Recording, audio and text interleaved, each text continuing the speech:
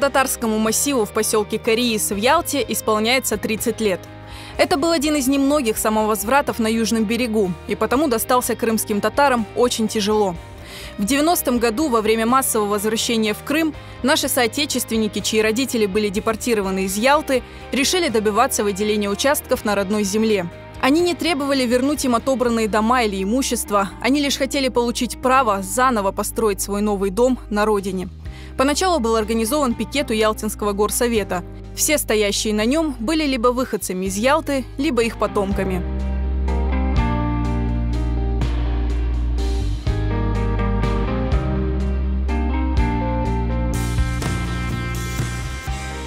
На пикете, под платанами, спали в палатках, дружно жили. Каждый день проверка была, каждый день встречали местное население, приезжих, отдыхающих, которые спрашивали, что вы здесь делаете, почему приехали. Мы начали писать плакаты, разъясняющие нашу проблему и для чего мы здесь стоим. И я четко дал указания, чтобы те люди, которые будут с посторонними разговаривать, о чем говорить, не ругаться, на провокации не поддаваться. Если местным жителям и просто зевакам можно было объяснить свои цели, то власти с самого начала оказывали категорическое сопротивление. И не только пытались уговорить крымских татар уйти с площади, но и угрожали силовыми акциями. А потом пикетчикам предложили участки в селе Оползневом, но земля там полностью соответствовала названию поселка. Сильные оползни не позволили бы строить там дома.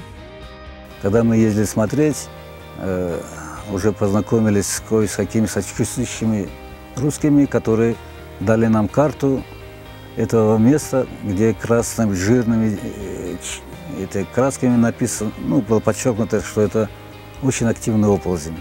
Оползневой начали, чтобы отвлечь людей, которые на пикете стояли, они начали прописывать 81 человек.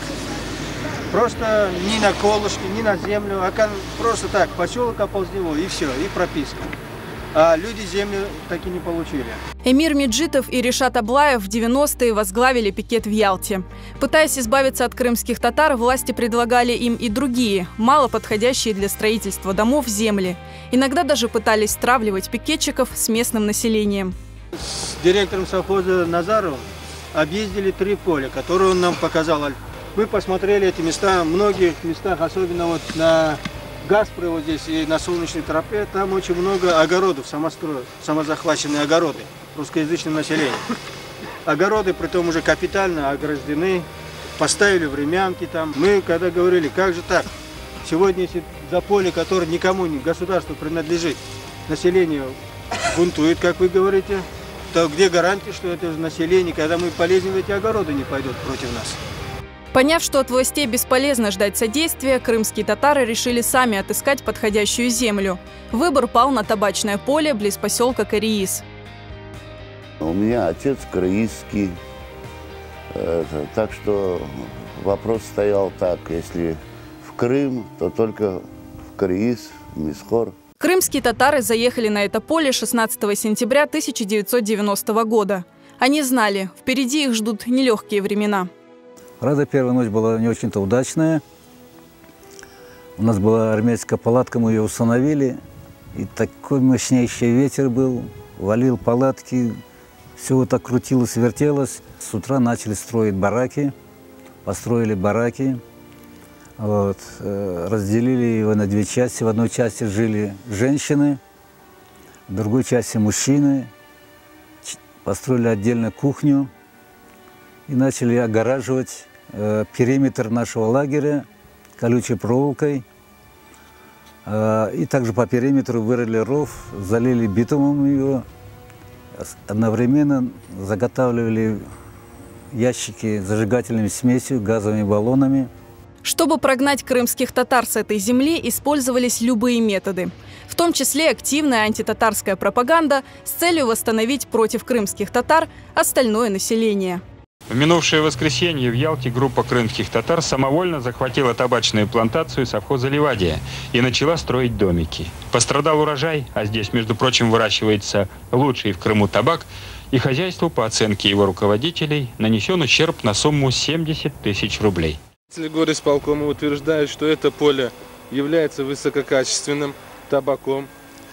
Стоимость его оценивается в 70 тысяч, и из-за этого они не могут уступить его крымским татарам. Но однако на этом поле растут одни колючки. Табак там, тут и очень редкий.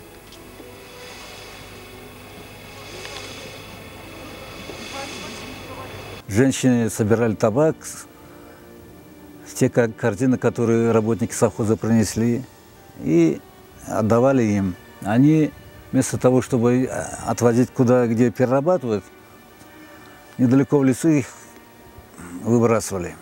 Такой был, оказывается, ценный табак, за который они так беспокоились. Против крымских татар власти использовали и агрессивно настроенное местное население, и силовиков со щитами и дубинками. Одно из таких нападений чуть не переросло в серьезное столкновение. Местное население настроили против нас. Приехали, сбивали эти домики, ломали. Но мы сопротивлялись. Большая толпа народу была. Из-за пачки сигарет готовы были нас разодрать на части. Тогда им давали вот сигареты, 10 рублей, еще бутылку. Вот так вот. И они наши домики валили. В нашем распоряжении был ЗИЛ, машина ЗИЛ, такой с длинным кузовом. Мы впереди на лобовое стекло положили сетку матрасную, чтобы, если камнями будет кидать, не разбили лобовое стекло. Милиция стала цепью перед нашим лагерем, огородила русскоязычное население от нас. В это время они начали ломать наши домики, построенные из ДСП. Ломать, прыгать на них, орать, чтобы мы уезжали в Монголию. Но они погрузили сломанные домики, увезли, но лагерь не тронули. Они увидели нашу решимость, что мы будем стоять до конца. Уже мы приготовили и бутылку зажигательной смеси, и вот эти вот огнеметы. Все было готово к тому, что если полезут, то... Тем более у нас прямо на этом самом, на бараке был транспарант «Родина или смерть». И все были настроены так, что до конца стоять. Сказать по-честному, вот это когда со щитами, вот такими колоннами зашли, психически они как по этим стучат дубинками по своим щитам, и такое это неприятно, конечно, но душок был у всех вообще. Это мне сейчас уже, я старый, а тогда что, мне 30-35 лет было. И, короче, только вперед. После этого погрома, казалось, наступило затишье. Силовики сюда больше не наведывались, но и проблему власти не решали. Тем временем крымские татары, не дожидаясь милости сверху, уже начали строить дома. В первую очередь мы строили старикам, женщинам, ну и кто имел семьи уже, которые привезли. А вот те, которые молодые, холостые, мы решили делать в последнюю очередь. Мына бұл времен қазық геже құрылды. Дорт тәне машина дорт тарафтан фараларын қойып, сабаға жек времен қазығы құрып шығар едік. Потому что күнізін құрдырмая вермезеділер бұнда. Суда вермезеділер бір şeyler. Пометили всем по 6 соток. И потом ночью, за одну ночь 22 домика поставили. Сразу раз поставили. Утром все они вообще офигели, скажем, вот так. Pek ağır edi birinci seneleri. Bu spalni meşogu alıp anda içine girip yorgan koyup öyle bu evcikler kurar edik de o vakitte evet. Yani bu samavazratlarda nasıl neydi? Yani biz öyle demetip kurar edik. Kış geldi, kış geli, kar yağay. Biz ana öyle ne tapayık bir peçkacık neteyik. Ana öyle barı taptık. Ondan sonra başladık işte kurmaya. У кого чего было, все запасы за 2 года, естественно, семьи, все. Поэтому все пришлось делать с нуля. Ну вот с нуля и строили здесь.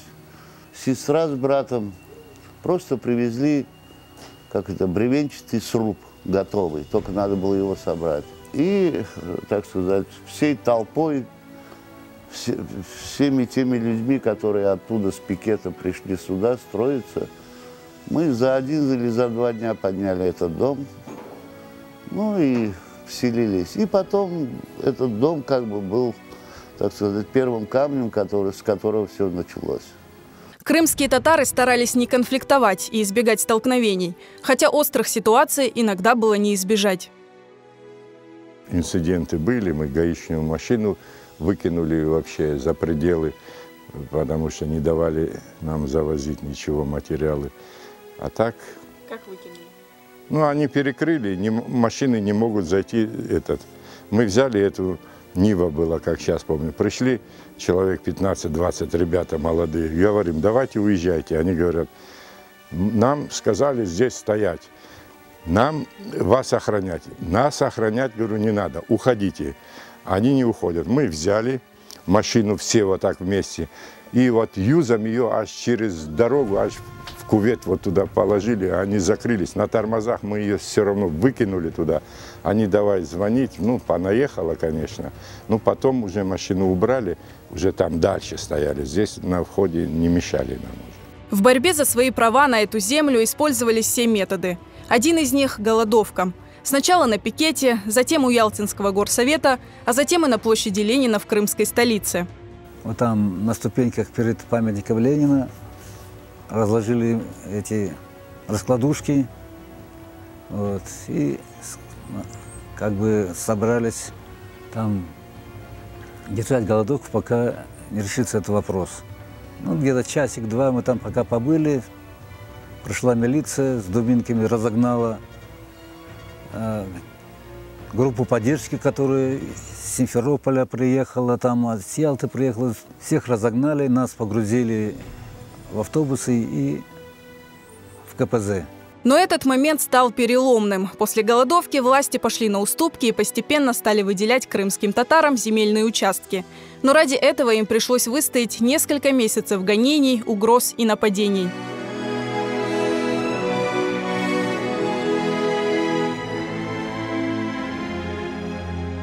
Я думаю, что вот это вот нам, то, что родители, что дедушки, хартанашки, харбабашки привили, вот это нам и помогло так отчаянно здесь, хоть мы здесь не родились, но такой дух был, вот именно чтобы здесь остаться, чтобы здесь жить. Все были едины и, скорее всего, наверное, порядочность нашего народа, крепкость, сила.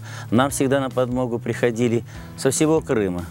В поселке всего 2 улицы. Одну назвали в честь даты построения поселка – 16 сентября, а вторую – в честь известного крымско-татарского общественного деятеля Нумана Челебиджихана.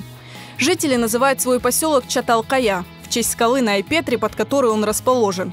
Своими силами провели все коммуникации, построили детскую и спортивную площадки, а место, где 30 лет назад стоял первый барак, теперь центр поселка. Вот сейчас мы подходим к нашей знаменитой, легендарной сосне, которая росла одиноко на табачном поле. Под этой сосной снимали фильм о Буратино и много других фильмов.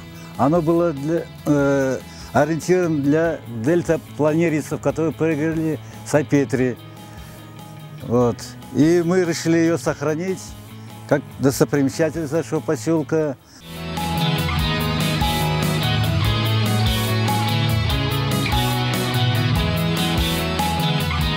За 30 лет на пустой когда-то земле с одинокой сосной посередине вырос поселок с по-настоящему райскими садами. Теперь здесь повсюду слышится детский смех, живые разговоры соседей, а каждый ребенок даже с незнакомцем здоровается «Селям алейкум».